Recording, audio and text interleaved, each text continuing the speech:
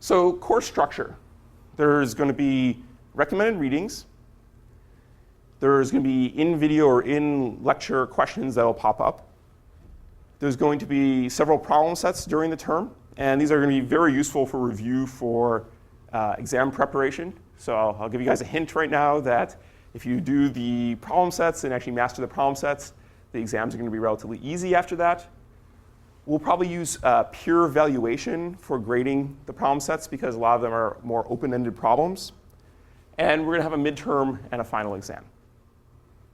One other thing I wanted to point out is collaboration in this class is encouraged, but I want everyone to make their own problem sets in midterms and final exams. So you can discuss the overall generalities of the ideas and the concepts going on, but I don't want people discussing the actual exam questions in particular. So for instance, you can discuss the concept if you have some caching question and you want to understand how caches really work. Discuss the concepts and collaborate on that, but don't discuss and collaborate on the actual problem itself on the respective problem sets, midterms, and final exams.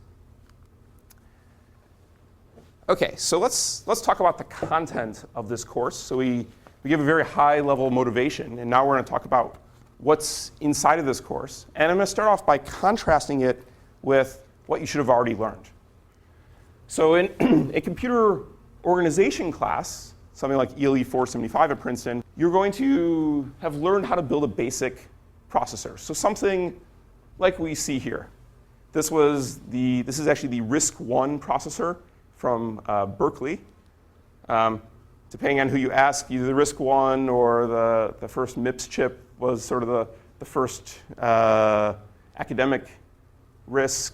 The IBM 801 probably used a lot of those ideas, but didn't call it RISC before then.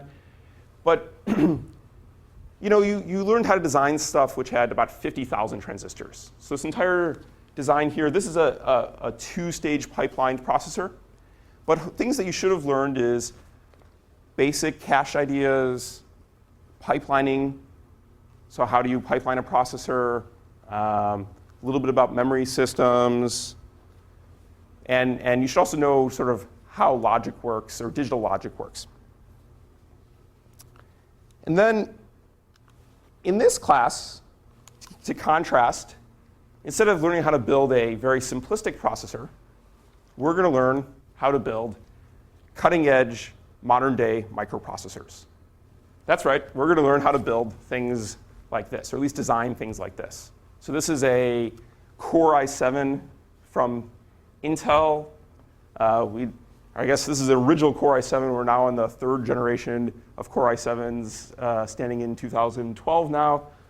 So this is pretty recent. And to give you an idea, to contrast in that previous picture, which was 50,000 transistors, this design is about 700 million transistors. So the complexity has gone up here a lot. And that other processor, or the processors that you learned about in your computer organization class, fit this little tiny box up here and have performance that's sort of equivalent to the size of the little tiny box relative to this big processor. So we're going to learn how to, instead of just building little tiny processors or toy processors, we're going to learn about how to build big processors and high performance processors. So before I go down this list, I wanted to talk briefly about the course content of ELE475 and the two main techniques to make processors go fast. So how do we go about making processors go fast? Because people like their computing systems to run fast. Well, one is to exploit parallelism.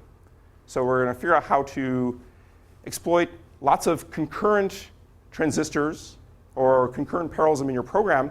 And as you add more transistors and more parallelism, hopefully it'll make your computing system go faster. And there's different techniques on how to go after parallelism.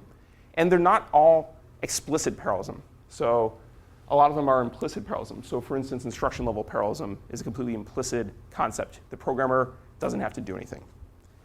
And then the other main technique we can think about is just to do less work. So if you're trying to do something and you look at, let's say, an assembly line of someone building cars, well, you can either pipeline and try to get pipeline parallelism in your assembly system, or you can try to have multiple people building different cars at the same time. So that's all falls into the parallelism category. Well, something else you can do if you want to make a car faster is you just take out steps or you take out components. So you do less work. And one way to do less work is to have fancier software systems. So we can have better compilers and runtime systems. And a lot of times they can remove work. So this is like the optimization pass in your compiler. If you turn on -03 or the optimization for GCC, it's going to try to remove instructions from your program, which are either redundant or not doing any useful work.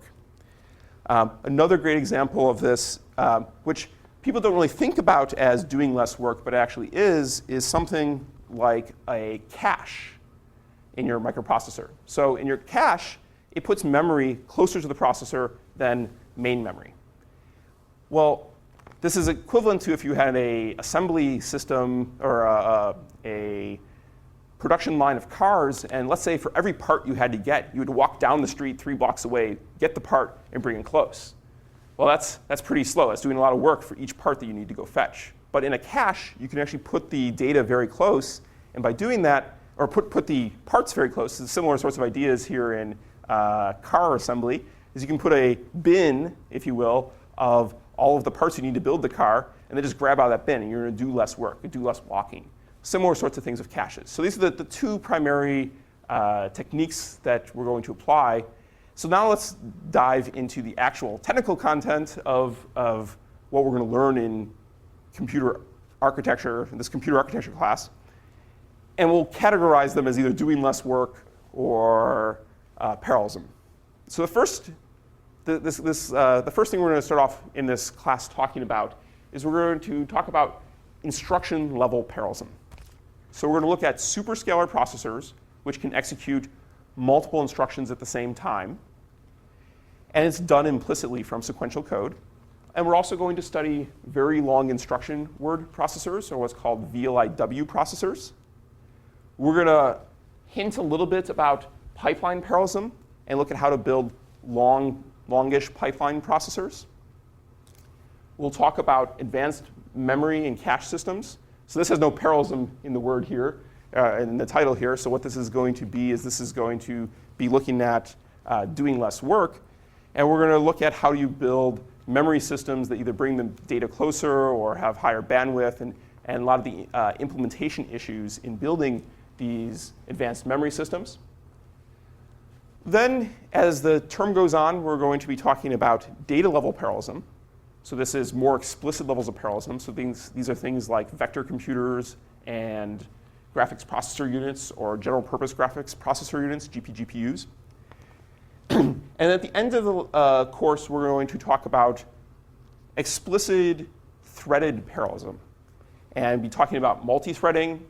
How do you build multi-processor systems? So this is multiple chip multiprocessor systems, multi-core and many-core systems, and how do you interconnect all these different processors? Roughly, the first third of the course is going to be talking about instruction level parallelism. There's going to be sort of a middle third, which is going to talk about caches and a little bit about data level parallelism. And then the last third is going to talk about more threaded levels of parallelism. But that's a very coarse cut of this class.